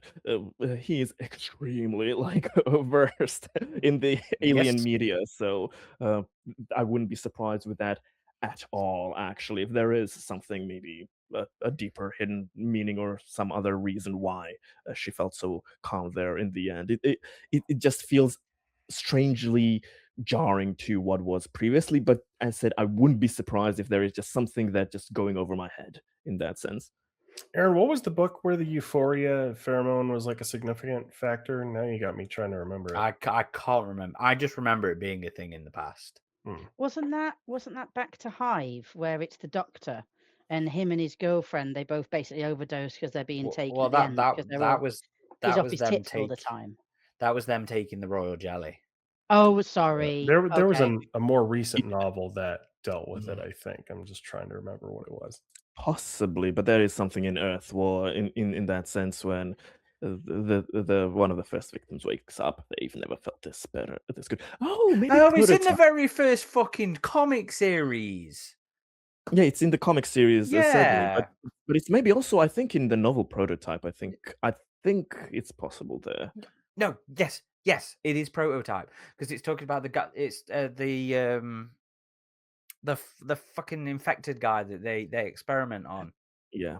Yeah, You've said you 18 things roughly are in prototype so far today, so I'm glad that we finally hit one that is definitely in prototype. Yeah, you're right. that It's prototype upon looking it up. Character named Hassan experiences strange, compelling attraction to the egg's odor, which is described as a mixture of reptile stink and caustic chemicals with an intoxicating gasoline like scent. I it's like well, that. it's something the scientists observe as well, isn't it? When they're checking like all these hormone levels during the bursting and all that sort of stuff. Prototype's what not one I've read for a while, but that was a solid one back in the day. Yeah.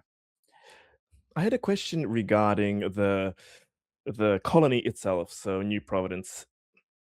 Uh, There may be a detail that I forgot in the reading and maybe the pacing of those last pages where maybe I got confused and lost track. So this may be a criticism, it may be not. So feel free to correct me if I'm wrong. But um, ignoring the fact that I am a bit disappointed that the whole reason for New Providence was, well, and Yutani wants to test an alien infestation on them. Like, you've had infestations on your colonies and other colonies.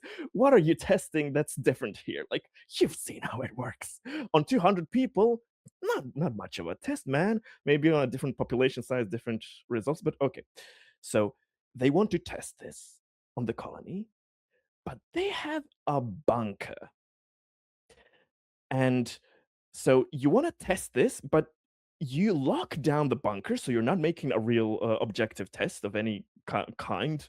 So you're skewing the results so that they cannot hide in there and it's locked down and I they didn't all get even think of that. You're so right. that You are irritated me a so lot. right. Like, why are you even testing it if you're gonna skew it in your favor? Or why did you build the colony with a bunker if you didn't want to be used? Like, what the fuck?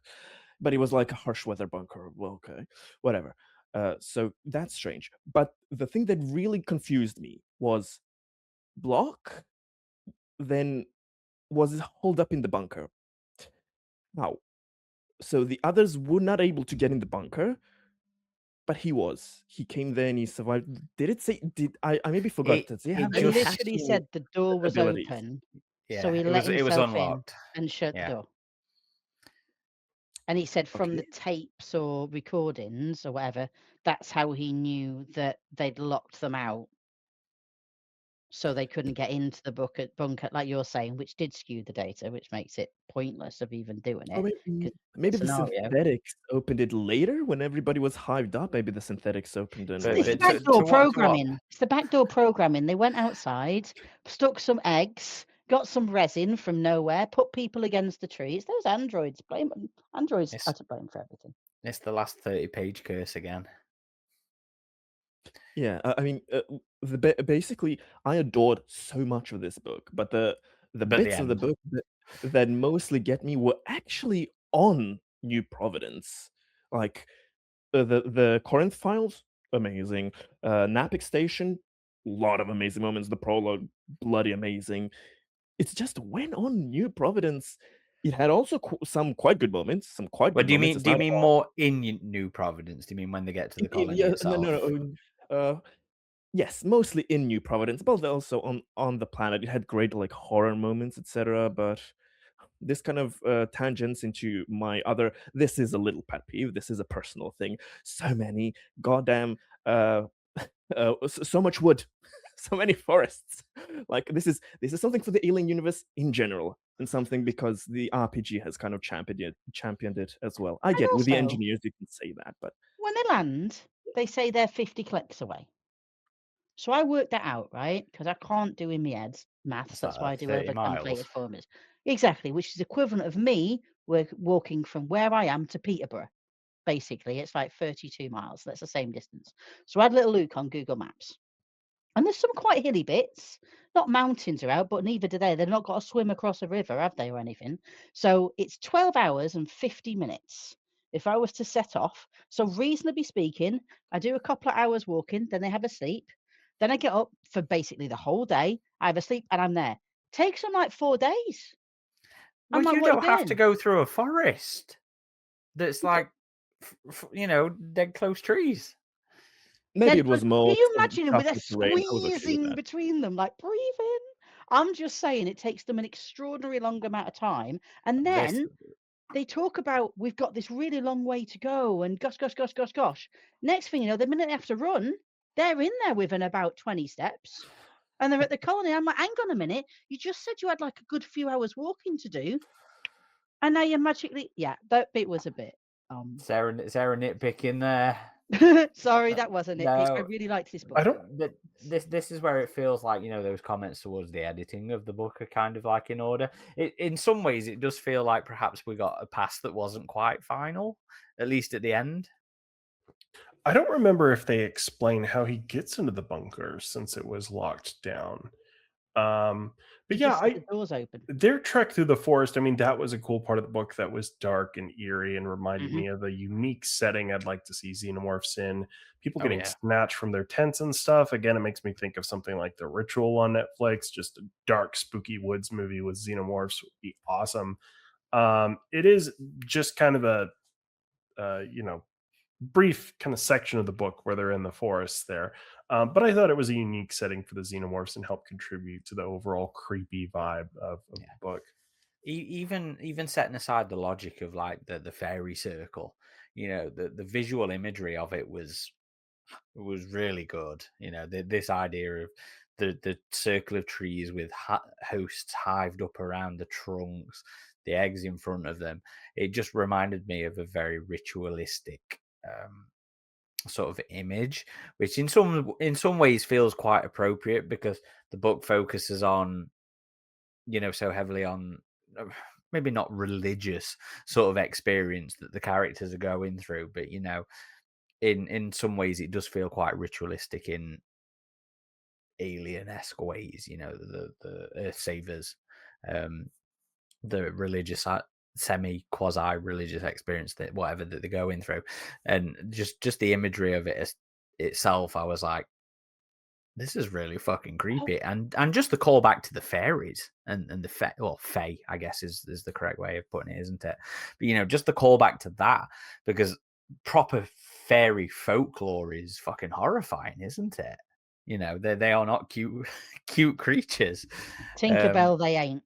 yeah, so So, that was really cool in the and I forest. think yes, it was brutal, and like with the naming of white, and I can understand you come from. I'm glad they were there, and treated appropriately. But the whole scene of the dog that's so cute and it's in the tent and the tent's closed and they want to open it, but they don't want to open it. And whatever's happening, they can hear the sounds. I was like, this is fantastic. This is great. It's just the bits around it, the jolting bits. That was like, why? Because this is fantastic.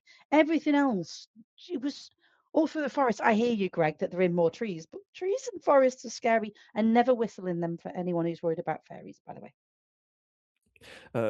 Aesthetically, I do agree. I mean, the way the forest was described, the way the the words on the page just came to life in your head, image wise.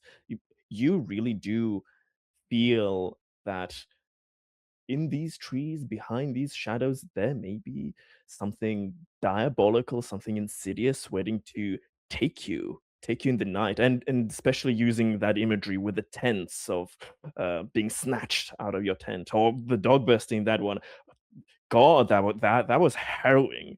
I can fully imagine realistically people would be like, I don't know what to do. Should I open this? I do not know what's happening inside, how big it is. Should I let it out?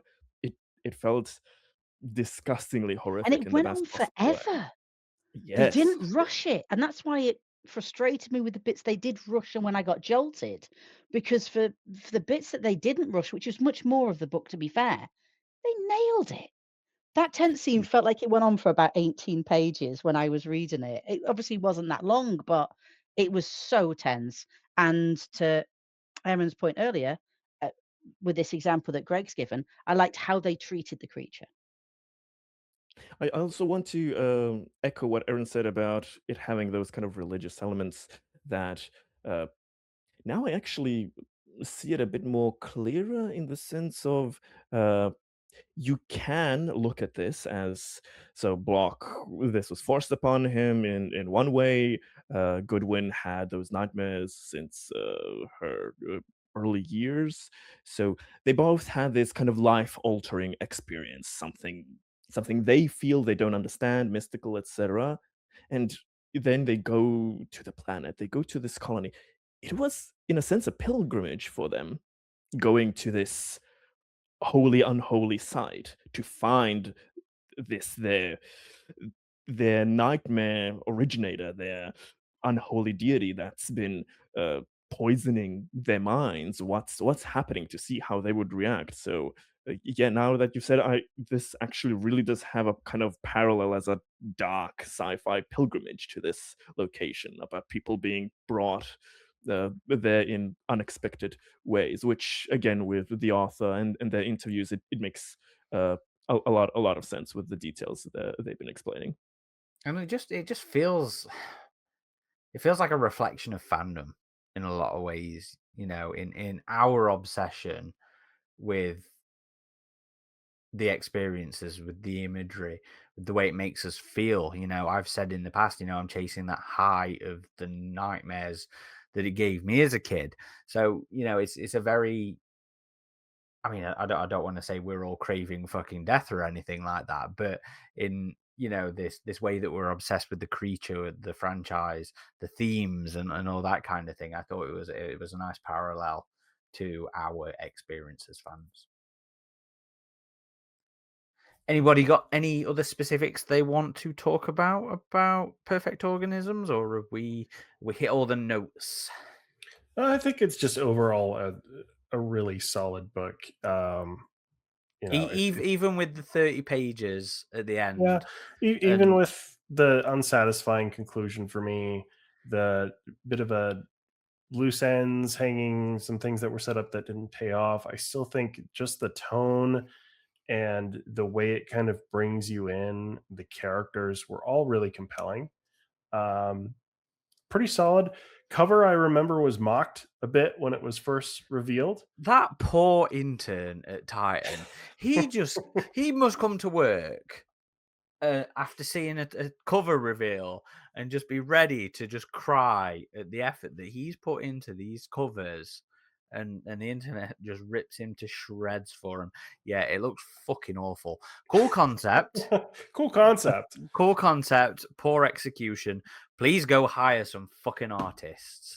Although I don't know. I I don't do know think if this this. is true. I don't know if my research in this has been extensive, but I've allegedly heard that the cover artist for this is somebody that has done covers for the other previous novels, such as Uncivil War and also Into Tribus. Do Yeah. not It does. That's alleged. blaspheme in my presence, Greg. It I does. don't Never know say if uncivil it's the war in my same. presence again. it's it's a whole thing, but yeah, I don't know if it's the same or not. But yeah, that I that don't think is. it is. It looks I hope not. nothing like though. It looks nothing like those Yeah. other covers. I will say Cult's not the best either, but a little better than this one. And that'll be the next book we read. And the last one currently slated from Titan. We've had no new announcements of upcoming Alien or Predator or AvP novels. And there has been speculation that perhaps these are the final books of theirs in the world of Alien before it moves on to Disney's adult publishing arm. Hyperion Avenue, I believe, is the name of the publishing arm. So that's the current rumor. Titan has had a long, long run, if that's the case, far longer than 12 years. Bantam or DH Press. And they've had some real bangers in that time. They've had some stinkers too, as you know, Eric. Um, but overall, I think Titan, But with the covers, we've always clamored for better covers from them, unfortunately. And it does make us long for the days of Bantam where you had proper illustrated covers that were incredible, that sold the book by how good they were. And it John just doesn't Bolton, seem Dave standard Dorman. anymore. Yeah. Some cracking covers back in those days by John Bolton and Dave Dorman.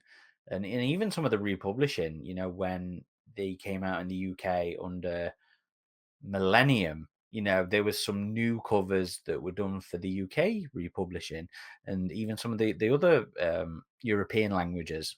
There was some cracking artwork, and it always feels, that saying, "Don't judge a book by its cover," and all that kind of stuff, and it is very applicable. But we are just we're spoiled. We are genuinely spoiled by those Bantam books and being able to go and look at Bolton and Dorman's cover artwork on the bookshelves.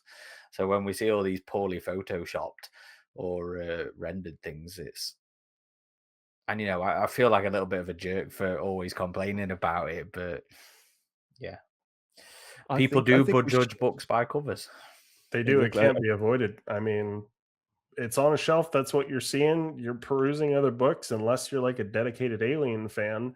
It has to be something that catches you. And unfortunately, I don't think most of the ones of Titan have. There have been some exceptions. I thought It's Cribdus. into into Cryptus, I thought was okay. I still think the strongest one was what was the Inferno's Fall. I still feel is the Yeah, strongest one. Out of the it's Shadows had an okay one as well, but Inferno's Fall is probably the best cover that we've had for the original art. I think just to touch on Adam's point, I do wonder whether, given that bookshops, I'm so sorry, is on the decline, I do wonder whether I still go to the bookshop, but whether it's been deprioritized from a focus perspective because of online reading, or maybe it's not viewed as being important because it doesn't need to catch people's eye if bookshops are in a decline. So I do wonder whether that was a conscious decision made, as I uh, do feel as though some of the earlier ones started out quite strong, and I feel as though they've just declined to beyond they're That's terrible that's a over fair time. So point. I wonder. I mean, I don't think it's the right decision, but I do wonder whether it's been deprioritized with that assumption in mind. I'd have to do a deep dive into the topic of just book cover illustration and what the current status of that is with artists that have had storied careers doing covers for books, because it does seem to be less of a thing these days. Unfortunately, not just here but all around. I've seen people doing video essays about generally covers for horror books in general, how it's changed and how it's the quality is dropping and it's not being so important in notice. I am somebody who, for reasons, I generally have mostly available to get books online in that sense. So yes, I don't do so much with physical media, but I think that the covers are still extremely important. I would gladly pay for a book for it to cost more if the cover will be appropriate. Because I remember as a child, those first novelizations of the Dark Horse comics, those covers were incredible. I just stared at those goddamn covers for minutes and minutes and minutes. They are paintings. I can't get enough of them, and it's kind of ironic. Um, the Dark Horse publishing. They sometimes had good novels, and they sometimes had crappy ones as well. Yet the covers can be incredibly strong and get me to buy and read it anyway.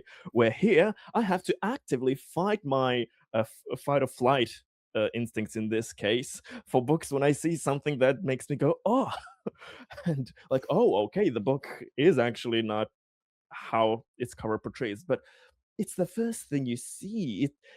It's something that you have the image, the colors, the shadows. It's the atmosphere, the vibe that you have in the back of your mind that is supposed to be there to set things up before the very first words you read on the page. So yes, things are expensive. Yes, I probably imagine the margins are here and there, but it is something that I, even as an e-reader, I would gladly pay more for. Hell, why don't you release like comics? Have a variant covers, variant cover novels, like for special pricings, W- whatever. Just Well, something that would. it's not like some books don't even do that. That's a fucking thing with curse the name, but Harry Potter, has gone through many different iterations of the covers. Just to go more specifically related to my lass, she's been getting special editions of like the Bridgerton books and all that sort of stuff. So, variants and different Dune, is another one. It's not unknown, but I think it's more of a risk aversion thing when it comes to tie-ins like these. You know, I think they only publish so many. They don't expect to sell so many. So the idea of paying an artist thousands or whatever to um, do a nice cover art, I understand the business reasons. I just don't necessarily like it as a fan and a reader. That's all. True. And I think you're I believe correct. Stephen Yule He did did the DH press ones, yeah, and but his, I that was thought, all Photoshop. it was, but it was photoshopped pretty competently, I thought. I did like some of those. Original Sin I thought was good. uh No Exit was probably my favorite one he did. So those were still quite strong, and again, conceptually, Well, the Predator ones were fantastic. yeah, conceptually, I think this is good. Like the bougie background, Yeah.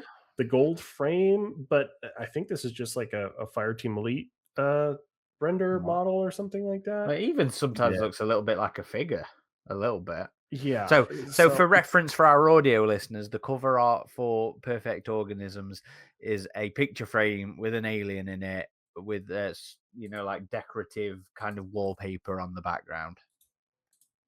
yeah, Which is so bad, it seems to be very much at odds with how good an artist block is meant to be, which is Mm, yeah, slightly and ridiculous.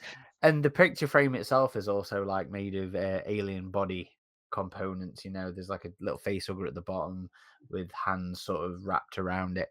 Again, conceptually very good. execution wise, perhaps not so much. But Yeah, and I was just considering actually. So I just grabbed, because obviously one of the other big franchises, Game of Thrones. So these aren't reprints; these are the first ones they brought out. So this is the Game of Thrones books. It's a helmet. It's a shield. It's a cup. It's a bull with a lion on it. So I do, I do wonder whether. I mean, look, I think from a visuals perspective, I think when we're talking about Alien in that universe, I think there's much more of a reliance, and not a reliance, a focus on the appreciation of visuals. artistry. Perfect. Yes, whether it doesn't just have to be a comic. We've just talked quite passionately about Hamill's descriptions, about how they evoked such thoughts and feelings within us in such an amazing way. Mhm. And I recognize that these books necessarily haven't got that same kind of like visual emotions. I don't know what I'm trying to say, but you know what I mean. But yeah, I don't know, man. As I'm thinking about it, I'm just like, the majority of books that I've got on my shelf, the cover is like the words. Not impressive, and yeah, Hmm. and again, it's not just a thing here. Like, I really enjoy like the Lost Fleet books. I picked up as well. Scott Siegler's first novel of his new series. I forget what it was called. It's a spaceship, the Crypt. That's what it was called. And it's a new series set on board a ship. And even then, it's more represent. The cover's more representative of the ship design described in the book, but it's still not the best in the world. It's just not a focus anymore, which is sad. But reality. But we'll whine and bitch about it. And maybe someday they'll make a change. Yeah, sorry to end on a downer note with this one, but overall, again, I feel it's a solid book. I'm looking forward to reading Cult. I've been hearing good things about that as well. So if these are indeed the last two Alien books that Titan is going to go out on, I'm glad to have one that I liked, and hopefully the same will follow suit with Cult. And honestly, like I hope Titan gets to renew the licenses. I think they've proven themselves, other than the cover thing, which we've bitched about for years. I think they've proven themselves to be a competent publisher that seeks out artists that really know this, or authors that really know this material. Got confused with the story there. And most of the time, anyway, there have been some times where that hasn't been the case. But um, if that's not going to be the case, if it's going to be Hyperion Avenue or another publisher, I hope it's not too long that we have to wait before we hear about what's next in the world of Alien, Uh-huh. Predator, or AvP novels, because they are as limited time as I have to read them these days. Once they get me, I'm always in, and they are often very intriguing reads. And you know what, Adam? One thing I think I chip in with that is that they've been consistent, really releasing books.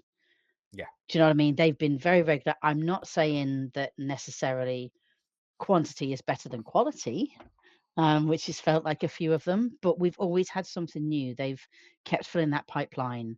I think Greg was talking earlier about different authors' voices and ways of describing things. I think it's been a lot more kind of broad from that perspective, which I've enjoyed.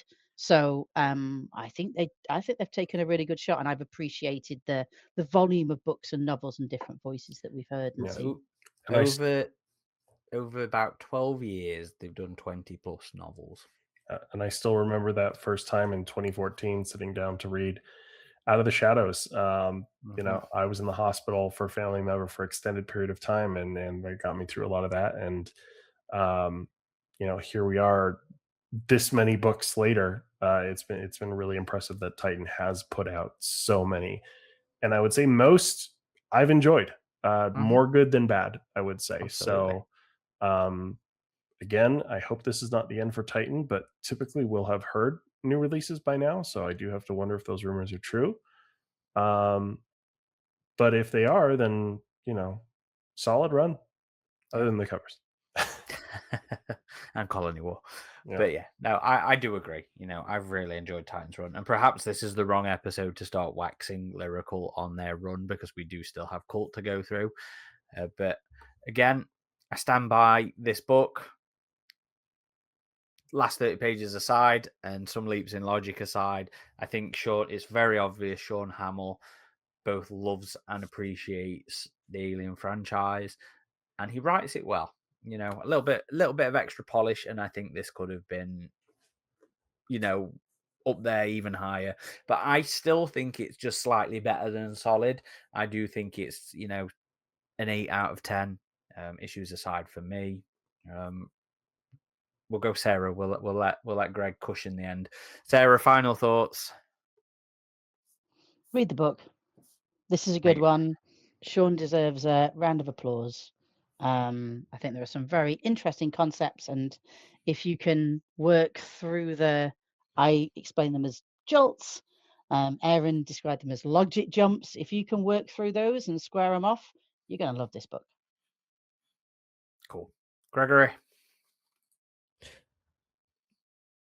To round up the thoughts, I really enjoyed this. I'm glad this book exists. Props to the author. I'm just generally happy with Titan's run having more wins than losses, and giving new authors to the franchise constantly an opportunity to see it out. If this is nearing the end, I'm very happy that Perfect Organisms would be one of the last books there. I fully recommend this. As we said, yes, the ending goes down a bit, but I think this is a testament to the writing quality that even though it does veer off a bit and has faults, that the other bits are so good that it doesn't detract from the overall experience. If you are a fan, I mean, it has something for everyone. Of course, just don't come in expecting a bunch of action or a bunch of pages with the alien actually on it. But if you're a fan of the particular side of the expanded universe, if you're a fan of Covenant, if you're a fan of Covenant Origins, if you're a fan of the old novels, the old comics, the RPG, there's something for everyone here. Fully recommend this, and if the license continues with Titan, which I would love, I wouldn't have any issue whatsoever to see this author return with some other original ideas as well. Uh-huh. So very, very glad to see this through. Absolutely. Right. Well, I think that's it then. I think we're all wrapped up. As always, if you aren't already, you can find us on all the major socials as AvP Galaxy or Alien versus Predator Galaxy versus as in VS. Please go give us a follow and a watch, and look at all the bits and pieces that we throw up there. We like to throw out cool anecdotes and not very well seen, or not very often seen, sorry, should I say, imagery from behind the scenes and on the sets and stuff like that. And we just like to highlight cool fan art as well.